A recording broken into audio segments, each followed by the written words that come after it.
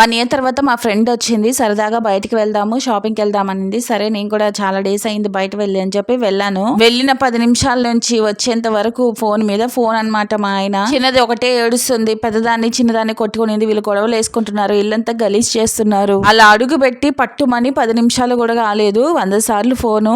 అదే మన హస్బెండ్స్ ఎక్కడికైనా వెళ్ళినప్పుడు ఆ పిల్లల్ని మనం కూడా అలానే ఎగతాం కదా. మనకుండదా ఫ్రస్ట్రేషన్, మనకుండదా చిరాకు, మనం కూడా అలానే ఎగతాం కదా. జనరల్ గా రైస్ ఎక్కువ వేస్తే సంగటి మెత్తగా వస్తుంది, కానీ పిండి ఎక్కువ వేస్తే ఇలా గట్టిగానే వస్తుంది. వట్టి రాగి పిండి సంగటే హెల్త్ కి చాలా మంచిది. నేను చాలా తక్కువ రైస్ వేస్ట్ చేస్తాను. సంగటి చేసేటప్పుడు ఎప్పుడైనా సరే కొంచెం ఉప్పు వేసి ఉడకబెట్టిన తర్వాత ఒక 10 నిమిషాలైనా అలా వదిలేస్తే పచ్చి స్మెల్ రాదు, బాగా కుక్ అయిపోతుంది సంగటి. గిన్నెలో మీషోలో తీసుకున్నాను, విత్ ప్లేట్స్ వచ్చాయి. 707 అయితే పడింది. చాలా బాగుంది క్వాలిటీ.